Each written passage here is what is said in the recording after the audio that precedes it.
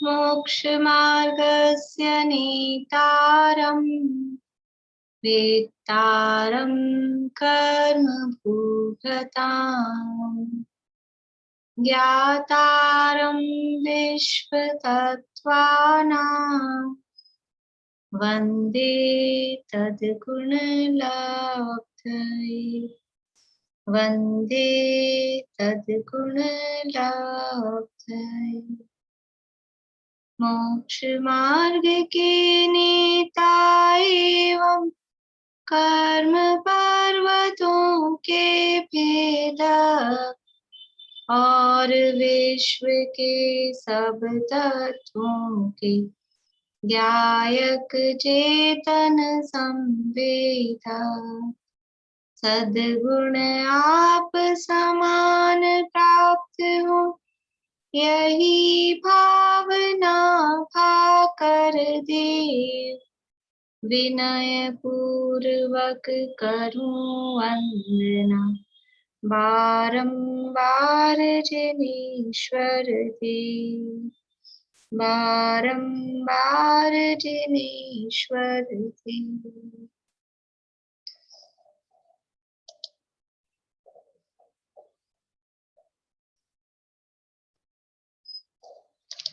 अरुल आपने बोले सूत्र बोलिए।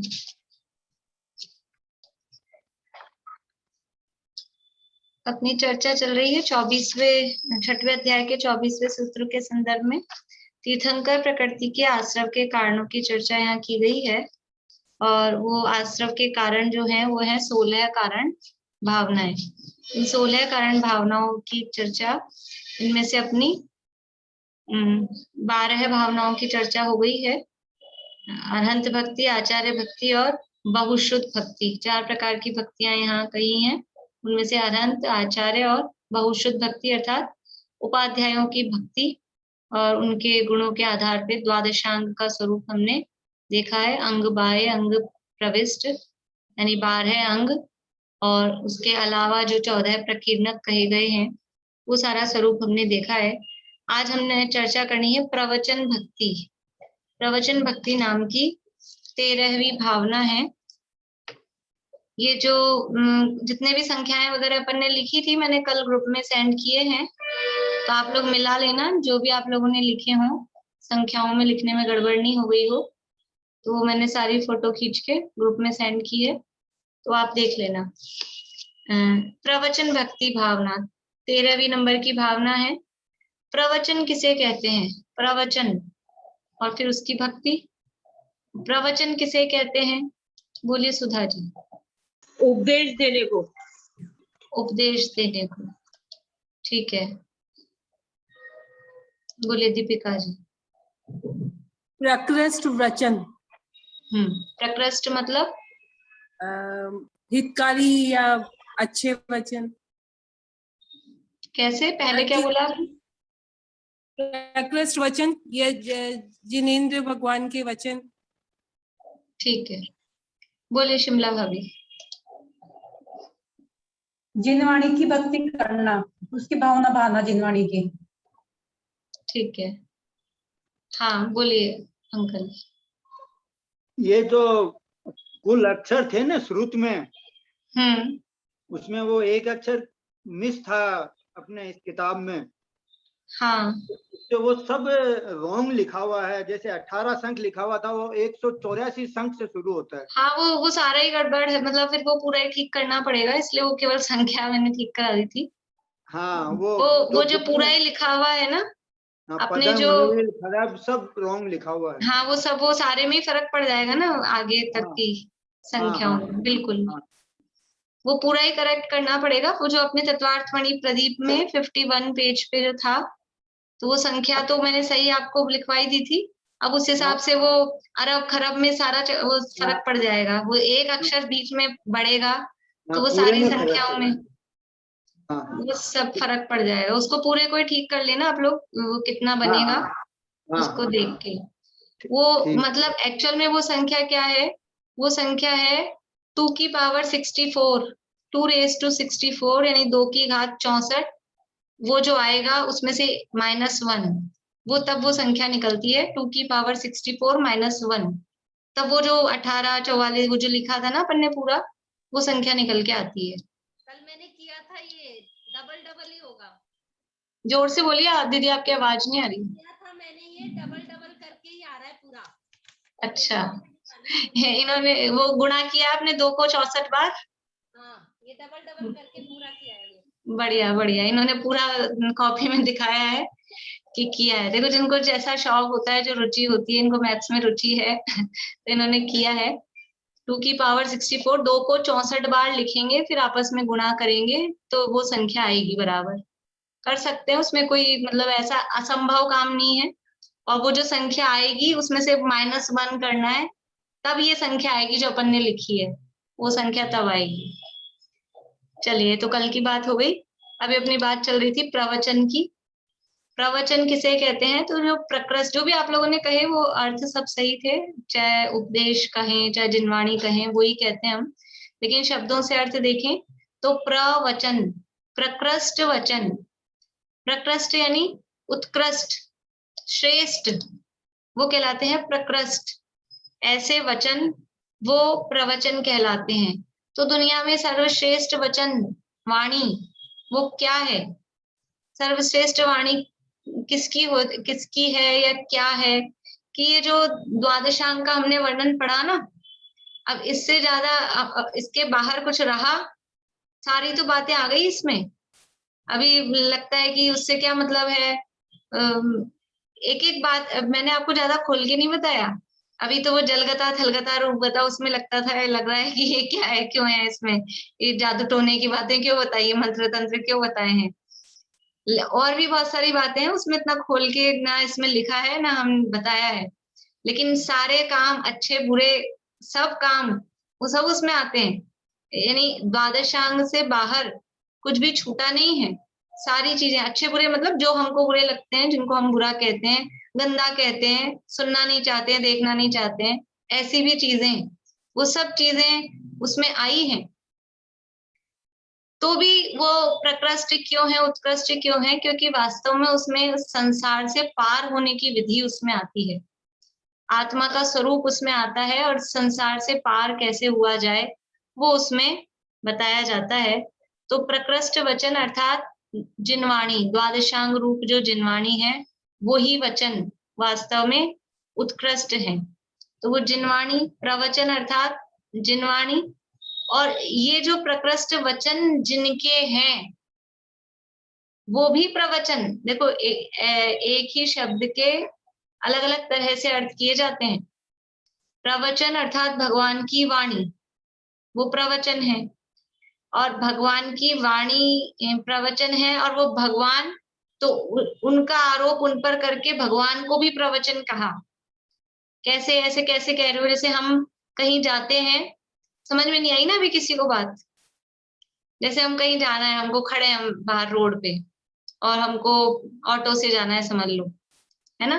तो कोई निकल रहा है रोड पे से, ऑटो जा रहा है, रिक्शा जा रहा है, तो हम क्या आवाज लगाते हैं? वो तो अपनी धुन में आगे बढ़ रहा है, तो हम क्या आवाज लगाते हैं?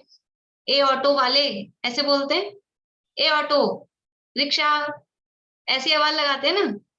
तो आप रिक्शा को आवाज लगा रहे हो, रिक्शे के कान है, रिक्शा सुनता है। बुलाना किसको है? बुलाना ऑटो वाले को है। लेकिन उस ऑटो वाले को, क्योंकि वो ऑटो चला रहा है, ऑटो का मालिक है, ऑटो में बैठा है, उसको भी ऑटो बोल देते हैं, ए ऑटो। ऐसे ही एक दूसरे पे उपचार, इसको बोलते हैं उपचार करके।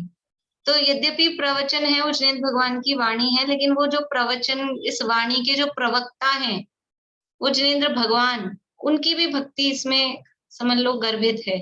क्योंकि जिनकी वाणी की भक्ति हम करेंगे, तो उनकी भक्ति होगी कि नहीं होगी? होगी, उनकी भी होगी। वाणी जहां से आ रही है, उनकी भी भक्ति उसमें शामिल ही है।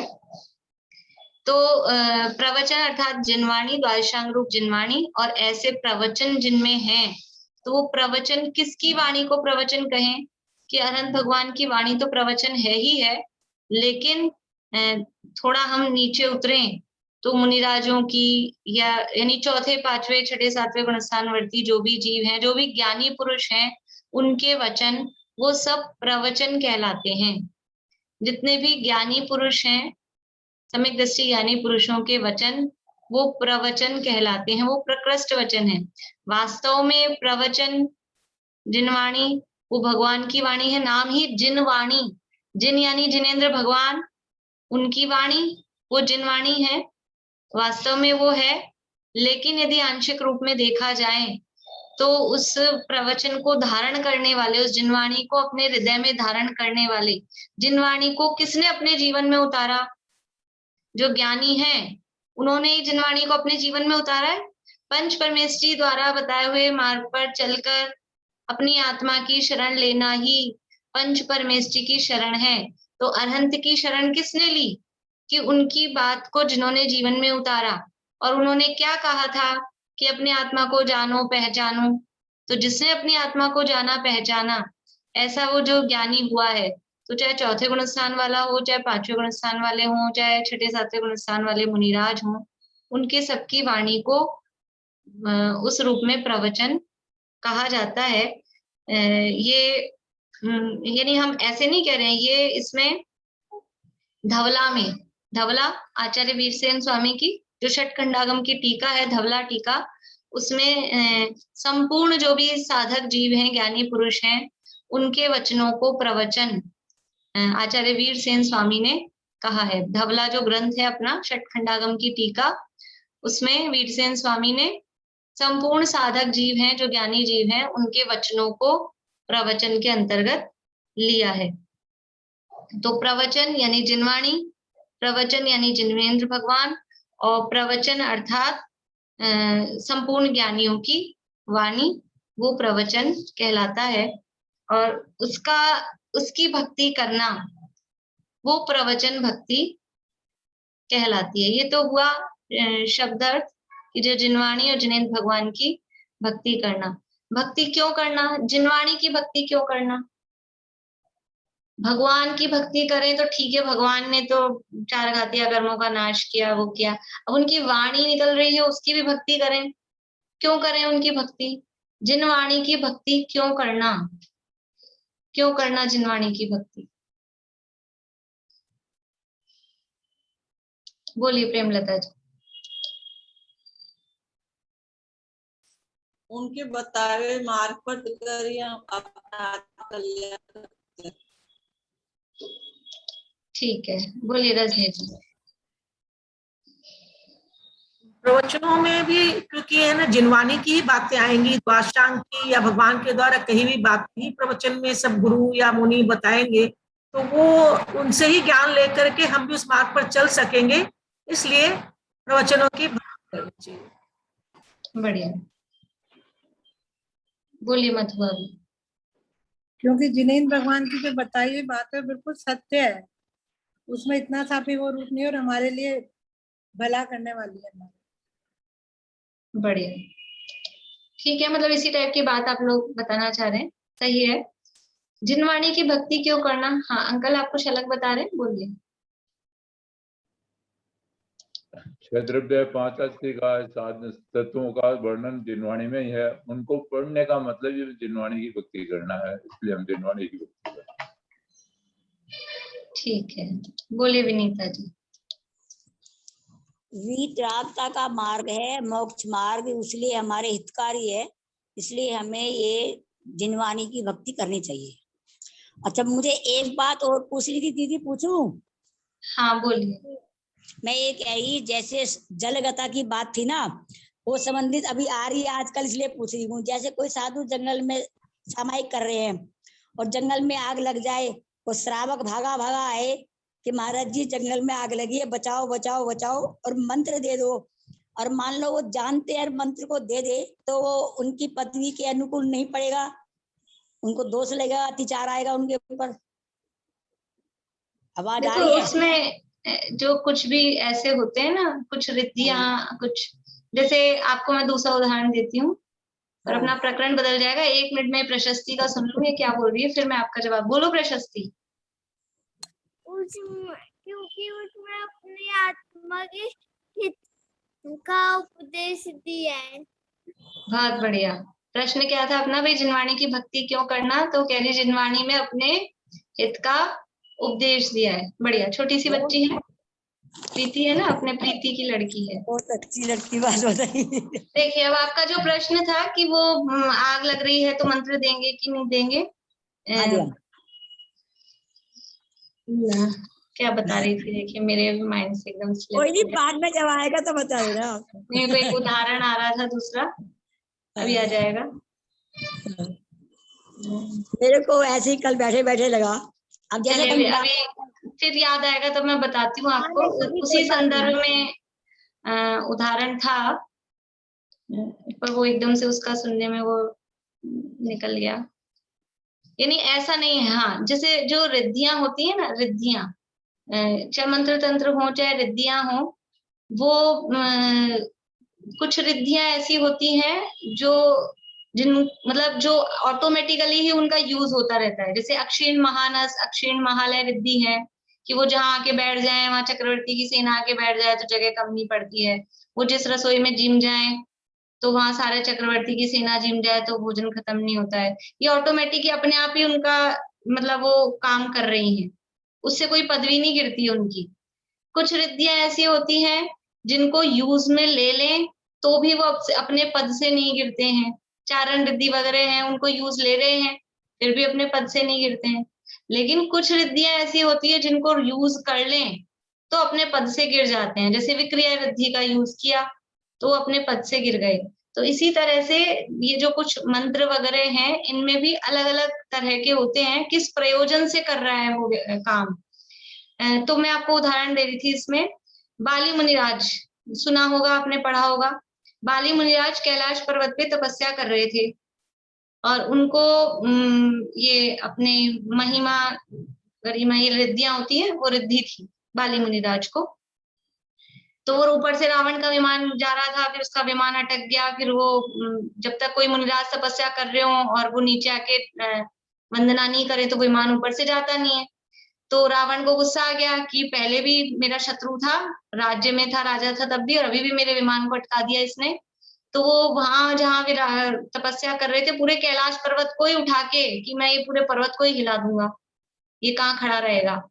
तो कैलाश पर्वत को वो हिलाने लगा रावण। नहीं पता आप लोगों को, बहुत लोगों के चेहरे ऐसे दिख रहे हैं, सुनी है ना कहानी।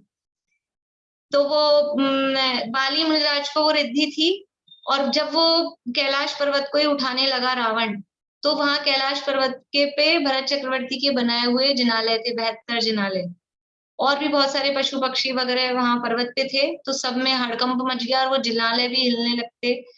तो ये जिनालयों की रक्षा की भावना से उन्होंने अपने पैर का अंगूठा हल्का सा दबा दिया। उनको रिद्धि थी तो उन्होंने अपने पैर का अंगूठा दबाया, तो क्योंकि उनको वो गरीब महिमा जो कौन सी रिद्धि थी, मतलब शरीर भारी हो गया था बहुत, तो वो भारी शरीर हुआ तो रावण उसके नीचे दबने लगा। पैर का अंगूठा दबाया तो पर्वत ही दबने लगा, रावण उसके नीचे था, पर्वत को हिला रहा था, तो वो दबने लगा। तो अब उन्होंने वो रिद्धि का प्रयोग किया। क्यों किया? क्योंकि वो जिनालयों की सुरक्षा के लिए, वहां जो जीव जंतु थे उनकी सुरक्षा के लिए। तो ऐसे ही वो जंगल में आग लग रही है, अब उससे कुछ सुरक्षा की बात है, और अगर वो कोई मंत्र का यूज करते हैं तो वो डिपेंड करता है किस प्रयोजन से कर रहे हैं। तो मेरे हिसाब से कोई भूमिका से गिरना नहीं चाहिए। फिर भी जो भी जिनागम में जिस तरह से जो प्रयोग कहे गए हों वो यथायोग्य हमको देख लेना चाहिए। मैंने अपने लॉजिक से वो जवाब दिया है, बाकी शास्त्रों के आधार से हमको देख लेना चाहिए कि कहाँ क्या है। जो भी मुनिराजों के आचरण के शास्त्र हैं उनमें और विशेष रूप से देखना चाहिए।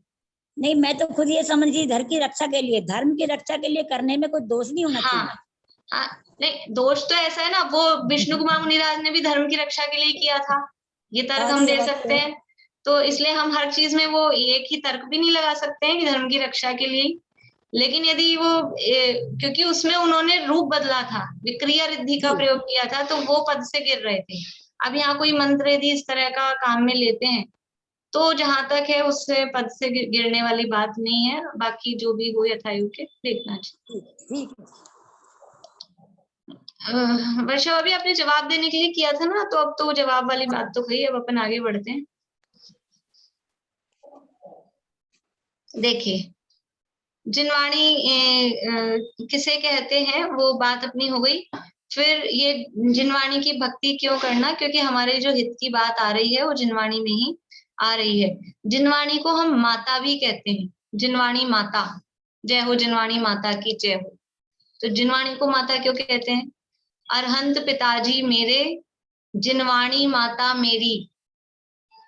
और इंग्लिश में पोयम चलती है पाठशाला में बच्चों की, Arihant is my father, Jinvani is my mother, oh my brother, it is easy to be Arihant. ऐसे पूरा पांचों परमेष्टियों की। अरहंत पिताजी, माँ तो तेरे बोलते हैं लेकिन हमको तो मेरे बोलना चाहिए। अरहंत पिताजी मेरे, जिनवाणी माता मेरी, मेरे भैया अरहंत सहज है होना। तो फिर सिद्ध पिताजी मेरे, लेकिन माता हर बार जिनवाणी ही है, जिनवाणी माता मेरी। फिर आचार्य पिताजी मेरे, जिनवाणी माता मेरी। पंच परमेष्टियों में पांचों में इस तरह से है, तो माता जिनवाणी है। जिनवाणी को माता क्यों कहते हैं? जिनवाणी को माता क्यों कहते हैं, पता है ईशा? जिनवाणी को माता क्यों कहते हैं? मैं मेरा आंसर बताऊं भाभी, या जो मुझे केरू ने बताया वो बताऊं? जो आपको सही लगता है वो बता दो। अभी लास्ट क्लास उसने मिस करी थी, तो मैंने उससे पूछा था, ऐसे बुक में से पढ़ रहे थे, तो उसने ये बताया था, क्योंकि जैसे आप मुझे सही गलत बताती हो ना, इसलिए ऐसे जिनवाणी हमें सही गलत का ज्ञान देती है, इसलिए जिनवाणी को माता बोलते हैं। ठीक ये है, तो उसका जवाब था। हाँ अब आप बताओ। तो मुझे लगा कहीं तो उसने बिना जाने भी सही बताया है कि जिनवाणी हमें सही और गलत का उपदेश और वो बताती है, अब मार्ग बताती है, मोक्ष मार्ग ठीक का। है, ठीक है। अब मुझे ये बताना है माँ किसे कहते हैं? माँ, रेखा जी बोलिए। अभी जिनवाणी की बात छोड़िए, अभी तो ये बताइए माँ किसे कहते हैं?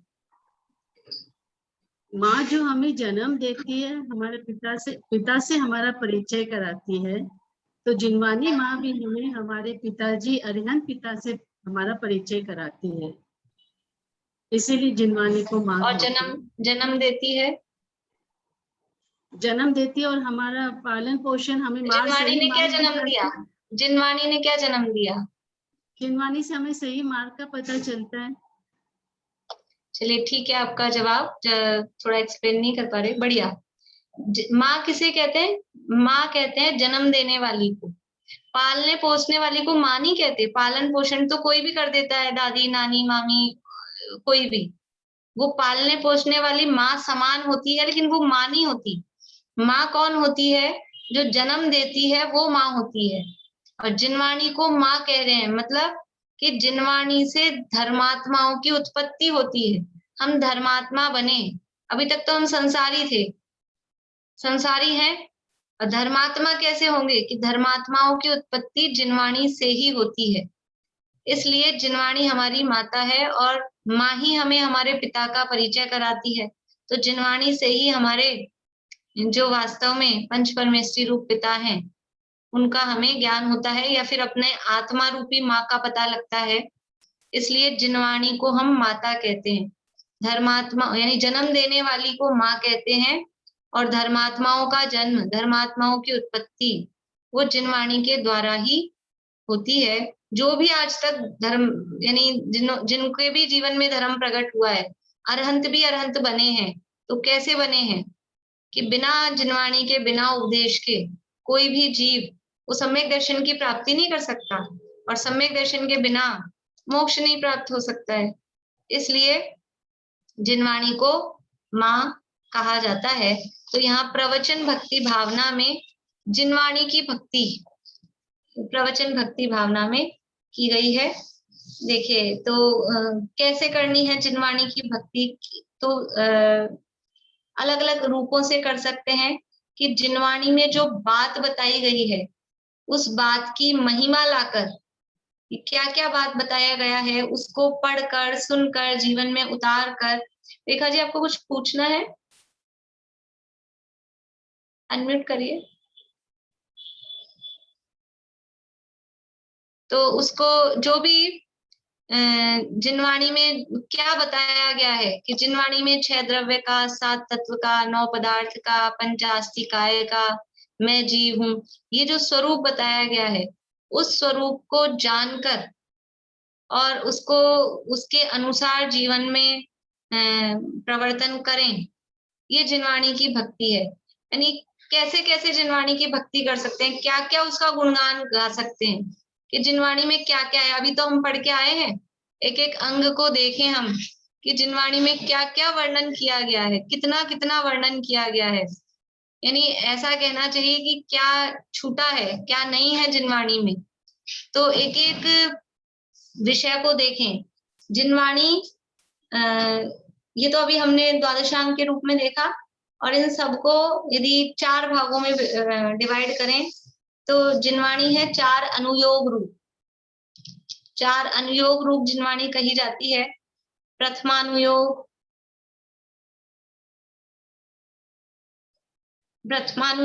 कर्णानुयोग, चरणानुयोग,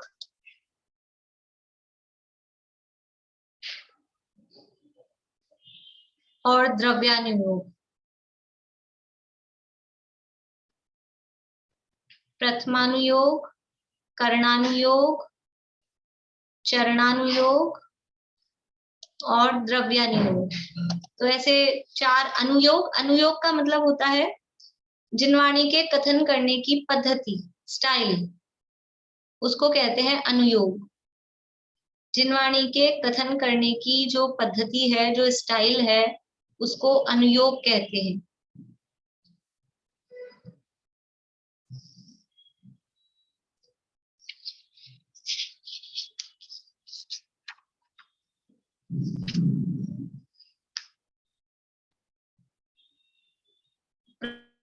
प्रथमानुयोग में क्या वर्णन होता है?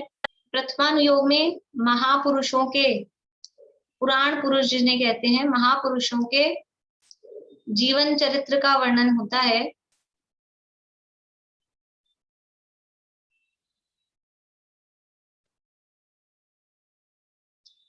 प्रथमानुयोग में महापुरुषों के जीवन चरित्र का वर्णन होता है और उसके माध्यम से जीव को धर्म में लगाया जाता है।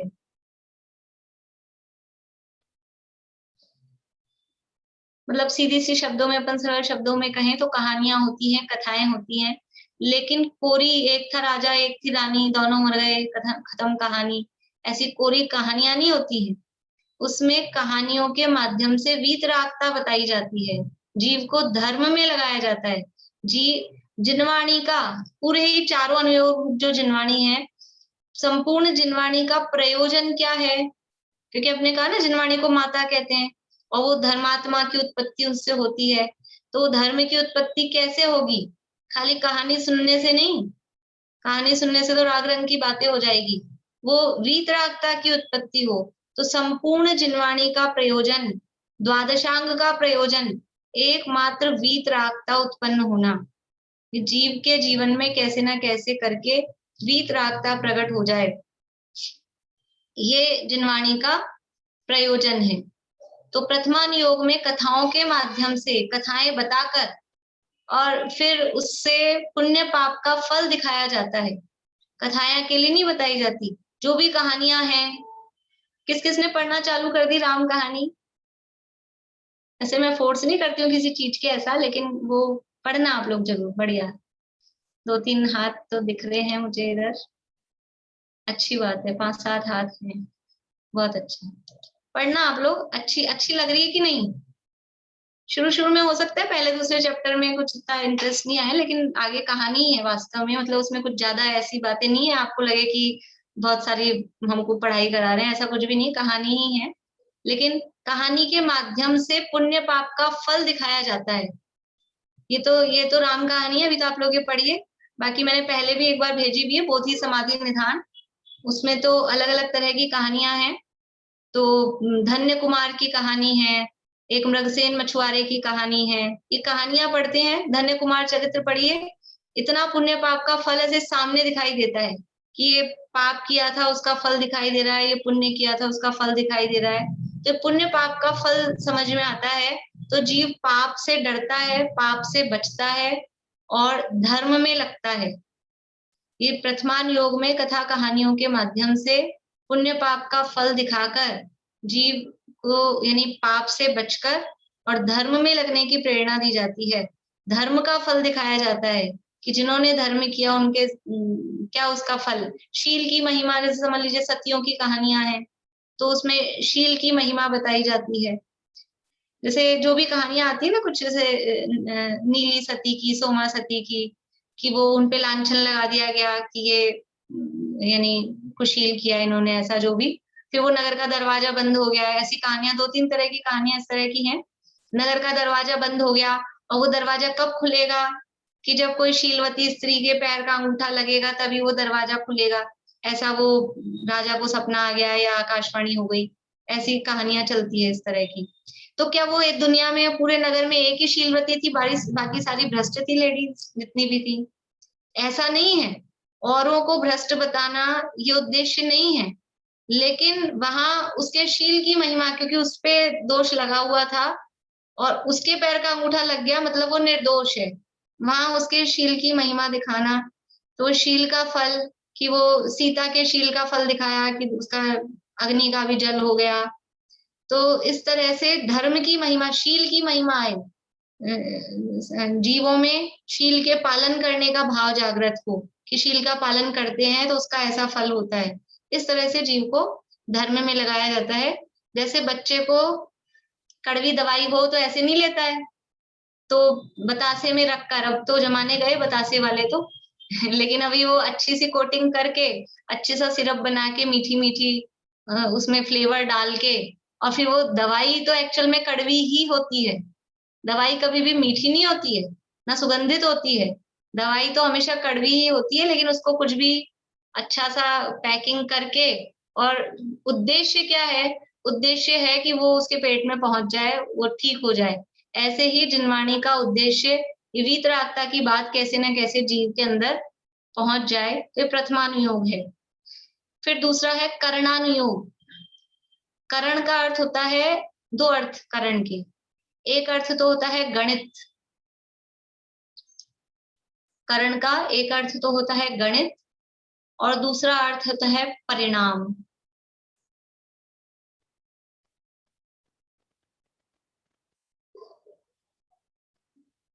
तो जिस अनुयोग में गणित की मुख्यता हो और जीव के परिणामों की मुख्यता से कथन हो, वो करणानुयोग कहलाता है।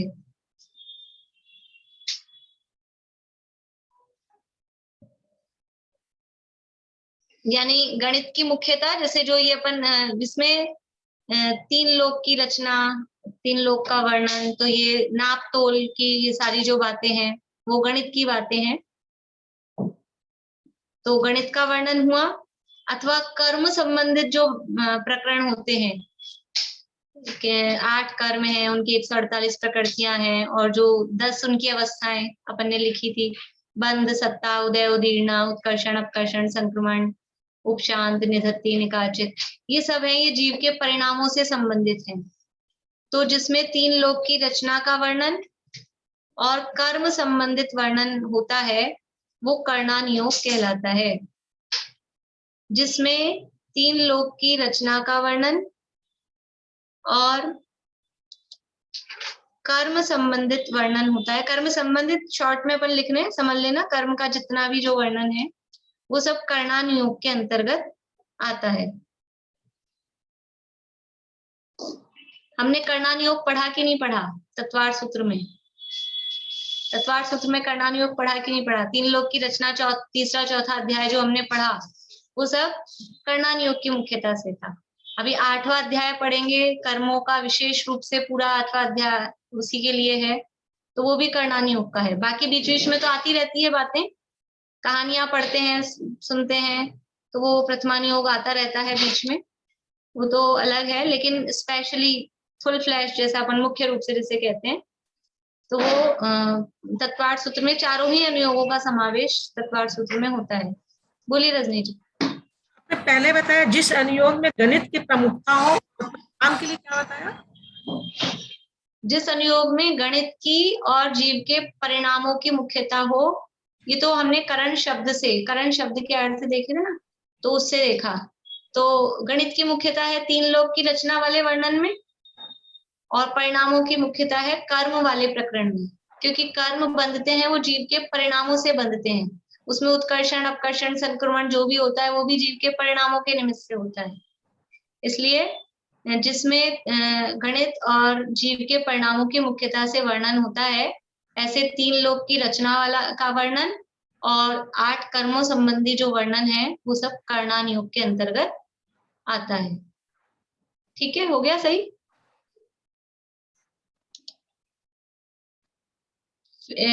इसके बाद में तीसरा है चरणान योग।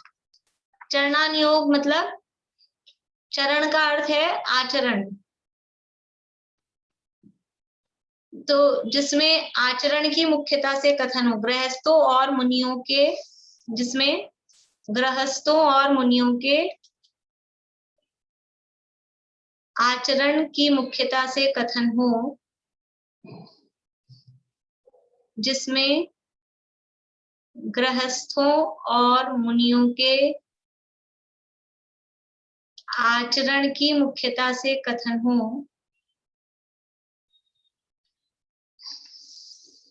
वह चरणान योग कहलाता है।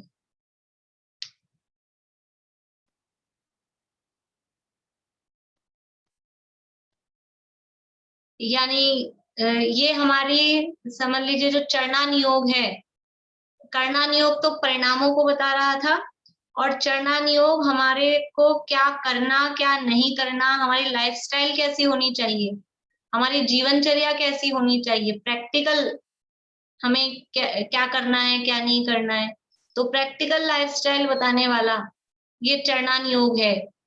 समझ लीजिए पानी छान के, मैंने आज वो 2 आप लोगों को ग्रुप में डाले हैं, संजीव जी के चल रहे हैं अभी, हो सकता है सुने हो आप लोगों ने कल पहले ही, जिन्होंने नहीं सुने हैं वो सुनना, पानी कैसे छानना है और पानी क्यों छानना है। कल का जो प्रवचन था उसमें तो अन्य मतों के बहुत सारे उसमें रेफरेंस दे के बताया गया है कि अन्य मतों के ग्रंथों में भी पानी छानने की कितनी अनिवार्यता और किस तरह के वहां प्रमाण दिए हैं कि अनछने पानी में कितने कितने जीव होते हैं, कितना दोष है। तो वो अच्छा, अभी प्रकरण अच्छा चल रहा है ये, इसके बाद में भी आगे रात्रि भोजन त्याग वाली बात आने वाली है, तो शाम को आप लोग जरूर सुना करें। संजीव जी का जो भी चल रहा है 8 बजे से, और सुबह समय सार चालू हुआ है, वो भी सरलता से समझाते हैं, तो सुबह भी वो आप लोग सुन सकते हैं। बोले चमेली आंटी। मैं पानी के संबंधित ही पूछ रही थी, अपने को आरओ वाला पानी पीना चाहिए नहीं पीना चाहिए, एक्वागार्ड वाला आरओ वाला, या अपन जो नल से जो शुद्ध पानी आता है वो मतलब पीना चाहिए, कौन सा प्रयोग में भाई आप ये बताइए, आरओ में जो पानी में प्रोसेस हो रहा है वो छन के होता है कि बिना छने होता है?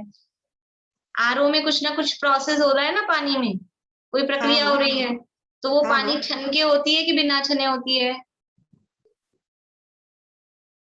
बोलिए, आइडिया नहीं है इस चीज का, तो ख्याल में नहीं है। अब वो आरओ की मशीन में जो पानी आ रहा है वो छान के डालते हैं क्या आप? आरओ में वो जो भी लगा है उसका मशीन डब्बा जो भी लगा है उसमें तो डायरेक्ट टंकी से फिटिंग है ना, डायरेक्ट टंकी से आता है, तो वो पानी अनछना जा रहा है और अनछने पानी में सारा प्रोसेस हो रहा है, तो जीव तो मर गए, अब फिर पानी आ रहा है। इसीलिए लोग सही कहते हैं आरओ के पानी को छानने की क्या जरूरत है, वो तो पहले ही जीव मर गए हैं सारे, अब आरओ के पानी को छानने की क्या जरूरत है। और एक्वागार्ड वाला जो आता है वो एक ही बात है, चाहे आरओ हो चाहे एक्वागार्ड हो, तो जैसा प्रोसेस वो गीजर में हो रहा है, अनछना पानी उसमें गर्म हो रहा है, इसमें अनछना पानी सारा प्रोसेस हो रहा है, चाहे वाटर कूलर लगे हो धर्मशालाओं में उसमें भी अनछना पानी सारा, ये अपना लेकिन प्रकरण बदल जाएगा, वैसे तो चरणान योग का ही है लेकिन बोलिए मनोरमा आंटी, बोलिए। पानी छान के चढ़ाते हैं तो पी सकते हैं? हाँ, पानी छान के अगर आप डालते हैं, इस तरह की व्यवस्था है तो कोई दिक्कत नहीं है। पानी में मशीन डाल के पानी छान के चढ़ाते हैं आरओ में? हाँ, फिर ठीक है, अगर आपकी इस तरह की मशीन है आप छान के फिर उसमें डाल रहे हैं तो कोई दिक्कत नहीं है। बोलिए, अब ये तो इसमें प्रश्न ही प्रश्न खड़े हो जाएंगे बोलिए ईशा। रिलेटेड है प्रश्न तो भाभी कि फिर जैसे अब 10 लक्षण जी में पानी नहीं आता, हमारे यहाँ तो डायरेक्ट पानी आता ही नहीं है, तो मंदिर से भर लाते हैं 10 दिन का पानी, तो उसे छान के 10 दिन तो चला लेते हैं काम, बाकी फिर डेली में क्या करें? नहीं तो उसमें आरोही एक ऑप्शन नहीं ना, पानी को उबालने की विधि बताई गई है, और उबालने के लिए डॉक्टर्स भी बॉयल वाटर कहते हैं, मतलब पानी को हम उबालें, अनछने को नहीं, टंकी के पानी को छान के उबाल लो और पी लो। पानी को छान के हमने उबाल लिया तो उसकी मर्यादा भी हो जाती है, और वो जो आरओ के अपने को फायदे चाहिए, मतलब वो जिसलिए हम आरओ का यूज इसलिए कर रहे हैं कि वो इन्फेक्शन और जो भी है वो नहीं हो, तो पानी बॉईल होने के बाद में फिर वो इन्फेक्शन वाली कोई प्रॉब्लम उसमें नहीं रहती है। तो जो जिनवाणी के हिसाब से बताया गया है उसके अनुसार उसमें वो मर्यादा भी बनेगी और उस दोष से भी बचेंगे, क्योंकि ये मनोरमा आंटी हैं, ये लोग कर लेते हैं इतनी समझ लो मेहनत की उसको छान के, और इस तरह की व्यवस्था इन्होंने करा रखी है। हर आदमी तो ये नहीं कराएगा, वो तो आरओ में तो डायरेक्ट फिटिंग चलती है, तो वो अनछना पानी ही जाता है। ये तो इन्होंने तो और भी चीजों में इस तरह से कराया है, तो बहुत पुरुषार्थी हों जिनको बहुत यानी अवेयर हों, वो लोग करा सकते हैं ऐसा काम, बाकी तो चलता ही नहीं। बोलिए। ये जो आरओ की जो कैंडल साफ करते हैं, निकालते हैं, जब आरओ खोलते हैं या एक्वागार्ड कोई भी, तो उसमें इतनी नील जमी हुई होती है, हरी हरी, तो वो तो कितनी दोष वाली है। चाहे आप छना हुआ पानी डालो, चाहे बिगड़ छना डालो। ये जो हरी जो है ये 2 इंद्रिय, ये जो काई वगैरह है ये 2 इंद्रिय होती है, वो 1 इंद्रिय नहीं है। उत्तरदृष्टि 2 इंद्रिय है, इसलिए वो उचित नहीं है। हम इतनी मेहनत कर सकें कि हम छान के फिर उसमें डालें, फिर उसको बार साफ, उसी समय वो अंतर वो गीलापन तो उसमें रहेगा ही ना, इसलिए उबालने वाला वो प्रक्रिया सरल भी है और जिनागम के अनुकूल भी है। और अपने शास्त्रों में तो बताया भी है ना, जैसे बरसात के मौसम में मर्यादा इतनी है, गर्मी में इतनी है। नहीं वो पानी की नहीं, वो मर्यादा तो अनाज की बताई है। कोई भी चीज में तो जीव उत्पन्न होते हैं, इसीलिए मर्यादा उसकी है ना। पानी की मर्यादा हमेशा उतनी ही है, छानने के बाद में 48 मिनट, और कुछ उसमें डाल लिया है तो 6 घंटे की, और पूरा उबाल लिया है तो 24 घंटे की, इतनी ही पानी की मर्यादा रहती है।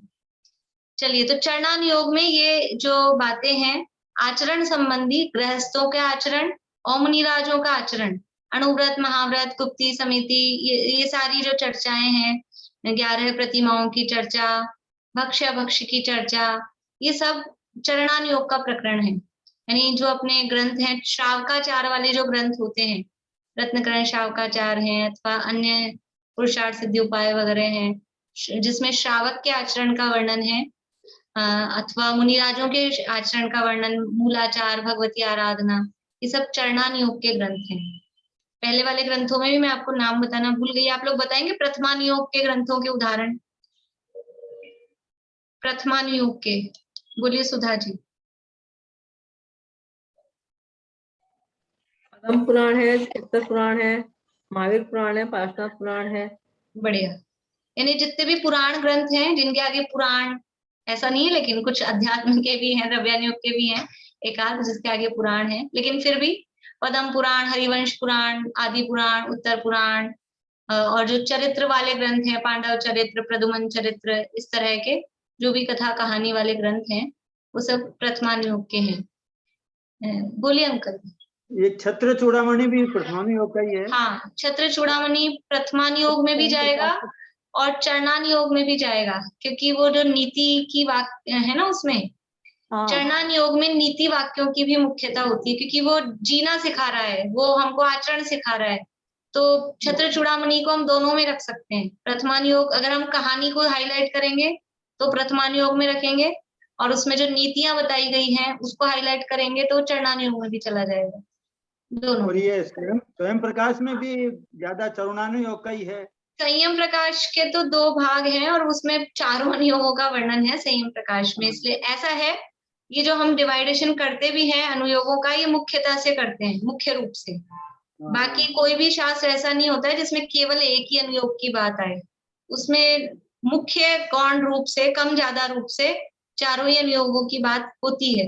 और संयम प्रकाश में तो चारों ही अनुयोगों की बात, मतलब अलग अलग चैप्टर टाइप से, जो उसका प्रथम भाग है जो चलाया नहीं उन्होंने भी, उसमें मुनिराजों के आचरण की मुख्यता है, और कर्णान योग की भी बातें उसमें हैं, और जो अभी जो चल रहा है इसमें शावकों के आचरण की और चरणान योग की वो बातें मुख्य रूप से हैं, तो वो सभी तरह की बातें उसमें हैं। कर्णान योग के शास्त्रों के उदाहरण, कर्णान योग के शास्त्रों के उदाहरण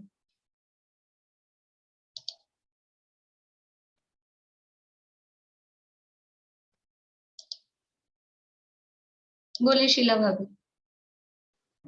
त्रिलोक सार तिलोय पन्नति। बढ़िया।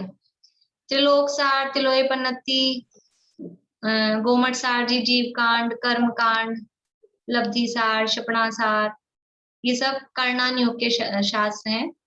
तिलोय पन्नति, त्रिलोक सार,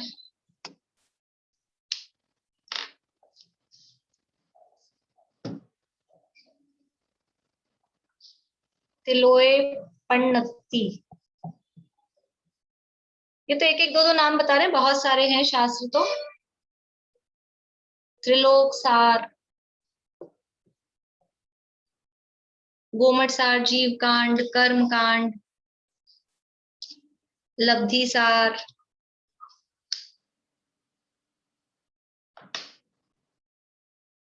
इस तरह ये कर्णान योग के शास्त्र हैं। अब है अंतिम द्रव्यान योग। बोलिए चित्रांटी। मूलाचार, भगवती आराधना, रत्न, श्रावकाचार, श्रावकाचार।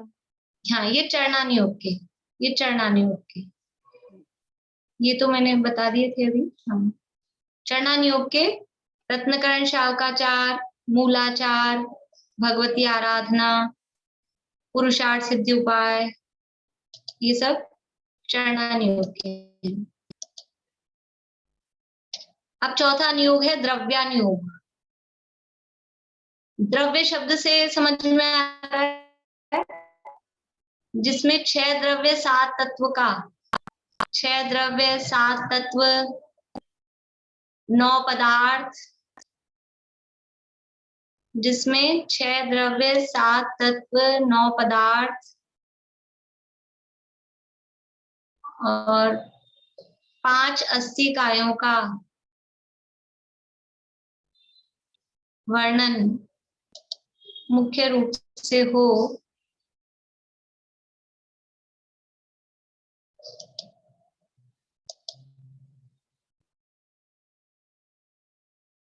छह द्रव्य 7 तत्व 9 पदार्थ 5 अस्थिकाय, 5 अस्थिकाय, इनका वर्णन मुख्य रूप से हो और अध्यात्म की जिसमें मुख्यता हो। द्रव्यान योग में अध्यात्म की मुख्यता रहती है, अध्यात्म की जिसमें मुख्यता हो वह द्रव्यान योग है। अध्यात्म मतलब आत्मा के स्वरूप का कथन जिसमें मुख्य रूप से किया जाए, आत्मा के स्वरूप और भेद विज्ञान की मुख्यता जिसमें हो वो द्रव्यान योग है। आत्मा के स्वरूप और भेद विज्ञान की मुख्यता जिसमें हो वह द्रव्यान योग है। मोक्षमार्ग प्रकाशक में 8वां अधिकार है, वो पूरा इन 4 अनुयोगों के वर्णन के लिए ही पूरा अधिकार बहुत डिटेल में अच्छे से उसमें वर्णन किया गया है। तो इस तरह से ये 4 अनुयोग रूप जिनवाणी होती है। हाँ, द्रव्यान योग के उदाहरण शास्त्र कौन कौन से होते हैं? बोलिए दीपिका जी। समय सार। और चलिए, हाँ रजनी जी बोलिए। पंचास्तिकाय, सर्वार्थ सिद्धि। सर्वार्थ सिद्धि नहीं, सर्वार्थ सिद्धि तो तत्वार्थ सूत्र की टीका है। तत्वार्थ सूत्र तो क्या है कि मिक्स है ना, चारों अनुयोग मिक्स हैं, इसलिए उसको पर्टिकुलर नहीं कर पाते। पंचास्तिकाय, और अभी हम पढ़ रहे हैं मोक्षमार्ग प्रकाशक। मोक्षमार्ग प्रकाशक भी कह सकते हैं, पर उसमें भी 4 अनुयोगों की मुख्यता है। बोलिए सुनीता आंटी। द्रव्य संग्रह, द्रव्य संग्रह, पंचास्तिकाय। बढ़िया, यानी समय सार, प्रवचन सार, नियम सार, पंचास्तिकाय, द्रव्य संग्रह,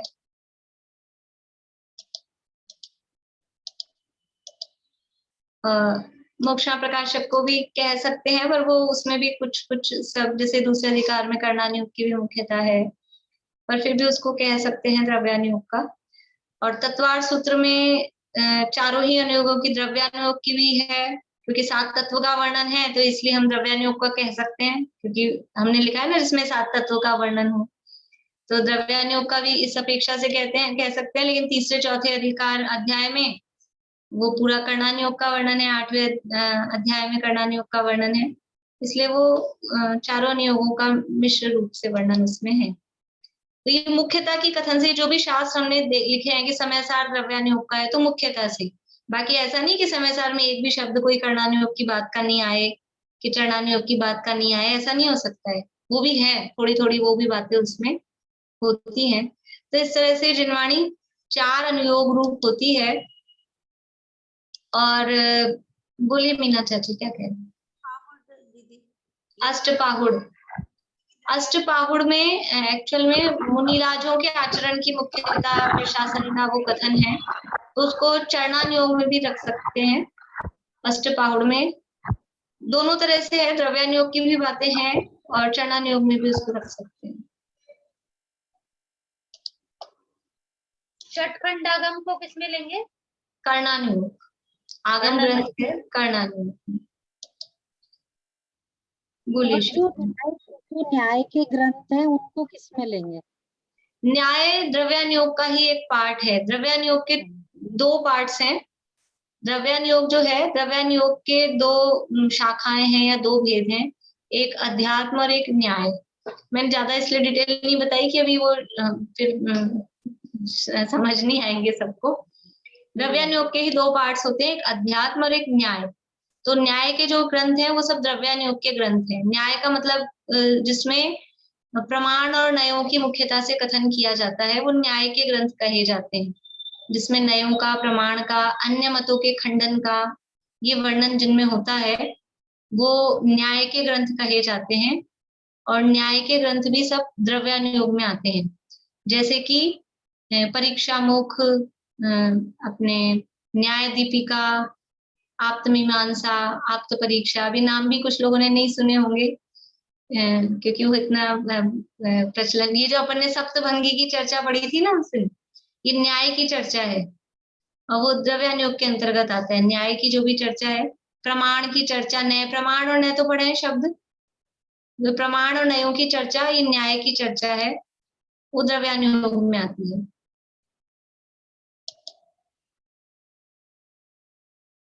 तो इस तरह से ये जिनवाणी में 4 अनुयोग का स्वरूप जानना, जिनवाणी का भक्ति करनी तो जिनवाणी का स्वरूप जाने तो जिनवाणी किस रूप है। फिर इन अनुयोगों में हमने तो बहुत शॉर्ट में बात की है, क्या क्या वर्णन है, क्या क्या वर्णन है, बहुत सारा यहाँ रत्नगंज शावकाचार्य में 1-1.5 पेज में दिया है। 6 द्रव्य, 7 तत्व, 9 पदार्थ, फिर अधोलोक का, मध्य लोक का, ऊर्ध्वलोक का, फिर रत्नत्रय का, गृहस्थ धर्म का, श्रावक धर्म का, मैं तो आपको केवल हेडिंग बता रही हूँ।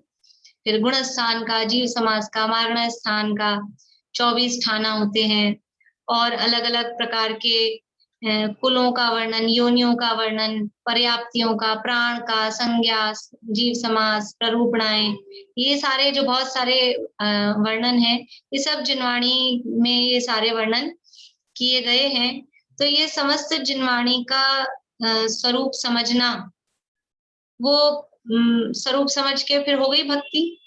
भक्ति करनी है ना हमको, तो भक्ति कैसे होगी, कि जिनवाणी की भक्ति कैसे होगी, कि ऐसा जिनवाणी विराजमान कर दें, फिर ऐसे ऐसे चमड़ ले आए और थोड़ा डांस वांस कर लें, ढोल मंजी जैसे, मारी माँ जिनवाणी थारी तो जय जयकार, ऐसे भक्ति गा लें। शुद्ध पंचमी होती है तो फिर कुछ लोग ऐसा ही करते हैं, आज शुद्ध पंचमी है तो क्या करें कि भक्ति कर लो जिनवाणी की, अच्छे से तैयार हो के और सजा लें, जिनवाणी सजाते हैं। प्रतियोगिताएं होती है इस तरह की, जिनवाणी सजाओ, वो भी है, वो भी जिनवाणी की भक्ति है, निषेध नहीं है उसका। जिनवाणी को बराबर कल भी कहा था मैंने, वो खराब नहीं हो, अच्छे से कवर चढ़ा के, अच्छा वेस्टर्न चढ़ा के वो रखना, वो भी जिनवाणी की भक्ति है। लेकिन सच्ची भक्ति क्या है, जिनवाणी की सच्ची भक्ति क्या है? कोई बच्चा हो, कोई लड़का हो और अपनी खूब यानी कमाए, पैसा कमाए और अपनी माँ को रोज रोज एक सोने की चैन लाके दे, मान लो इतना कमाए, और रोज हीरे मोती जवाहरात लाके दे और पूरा जेवर से लद दे, लेकिन माँ कहे वो बात एक नहीं माने, तो वो माँ की भक्ति करता है कि नहीं करता है, माँ यानी सच्चा सुपुत्र है कि नहीं है। फिर वो माँ भी क्या कहेगी कि ये सोने चांदी हीरे जवाहरात को मैं खाऊं क्या करूं। ये बात नहीं माने तो अंदर से जो पीड़ा होती है माँ को, यदि बच्चा कहना नहीं माने तो अंदर से जो पीड़ा होती है वो वही समझ सकती है। तो ऐसे ही हमने जिनवाणी को अच्छा मखमल का कवर चढ़ाया और उसमें आरी तारी का काम किया और बहुत अच्छे अच्छे चांदी का बना लिया, वो तो भक्ति है, ठीक है। लेकिन जिनवाणी में जो कहा गया है, क्या कहा गया है कि मैं स्वयं भगवान हूँ, अपनी आत्मा की शरण लेना, पंचपरमेष्ठी के बताए हुए मार्ग पर चलकर अपनी आत्मा की शरण लेना, ये तुम स्वयं भगवान हो, भगवान बन जाओ, ये जिनवाणी की आज्ञा है। मोह राग द्वेष को छोड़ो, वीतरागता प्रकट करो, ये जिनवाणी की आज्ञा है। और वो तो हम नहीं करेंगे, वो तो चल रहा है बस, बाकी हम मखमल का कवर चढ़ाएंगे, वो सब करेंगे। तो वो वास्तव में सच्ची आज्ञा मानना, वो सच्ची भक्ति नहीं है। और जो आज्ञा मानता है उसको ये वाली भक्ति भी होती है कि वो सोने चांदी हीरे जवाहरात भी जड़ता है यथा योग्य अपनी शक्ति के अनुसार।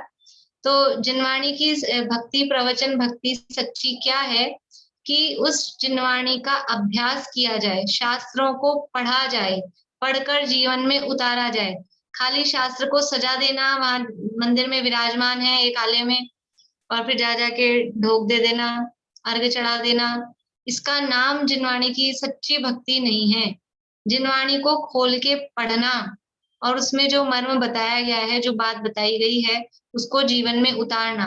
ये जिनवाणी नहीं पढ़ेंगे, अभी तो कहा कि जिनवाणी से धर्मात्माओं की उत्पत्ति होती है, जिनवाणी नहीं पढ़ेंगे तो कैसे पता लगेगा क्या करना और क्या नहीं करना, पानी कैसे छानना, क्या खाना क्या नहीं खाना, कैसे चलना, ये सब कहाँ लिखा है, किसने बताया।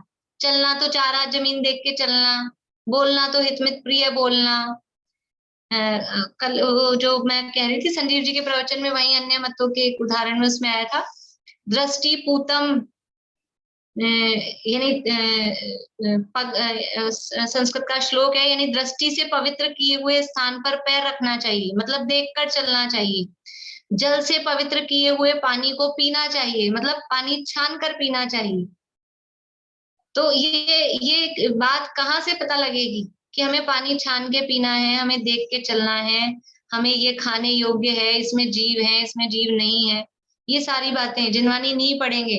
और इसमें जीव है, इसमें जीव नहीं है, वो तो ठीक है, मैं स्वयं जीव हूँ, मैं संसार में दुखी हूँ और मैं संसार से मुक्त कैसे हो सकता हूँ, ये सारी बातें जिनवाणी में बताई गई है। तो हमको विश्वास नहीं होता कि हम संसार से मुक्त हो सकते हैं, तो उसके लिए उदाहरण प्रस्तुत किए प्रथमानुयोग में कि देखो पहले वो थे, वो ऐसे भील थे, ऐसे कुरूप थे, और फिर उन्होंने धर्म की साधना की, फिर वो ऐसे देव बन गए और उसके बाद में मोक्ष चले गए। ऐसी ऐसी तो कहानियां हैं, चाहे महावीर भगवान की पढ़ लो, चाहे किसी की भी पढ़ लो, पूर्व भाव में क्या थे, वो सब इसी तरह की अवस्थाओं में थे, और वहां से निकलकर जब वो मुक्त हो सकते हैं तो हम भी मुक्त हो सकते हैं। तो जिनवाणी की सच्ची भक्ति क्या है कि जिनवाणी का अभ्यास करना। अभ्यास शब्द कह रहे हैं खाली कहीं से भी कोई भी पेज खोल के पढ़ लिया, वो नहीं। अभ्यास मतलब उसको पढ़ना, सुनना, जीवन में उतारना, विचारना, ये जो कहा गया है। अरे बाबा आज तो टाइम बहुत हो गया, मेरे को ध्यान ही नहीं रहा। चलिए अभी तो यही पूरा करते हैं, बहुत ही टाइम ज्यादा हो गया है। कल अभी इसको और लेंगे, भी और कुछ बात है इसमें, कल और लेंगे। अभी यही पूरा करते हैं आज।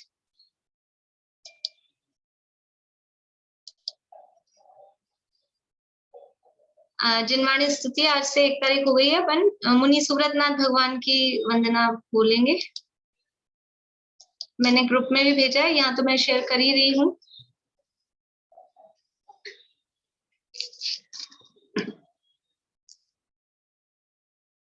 मुनि मन हरण श्री मुनि सुव्रत, चतुष्पद परित्याग कर, निज पद विहारी हो गए तुम, अपद पद परिहार कर। पाया परम पद आप अपने निज आत्मा पहचान कर, निज आत्मा को जान कर, निज आत्मा का ध्यान धर। 9 बार नमोकार मंत्र।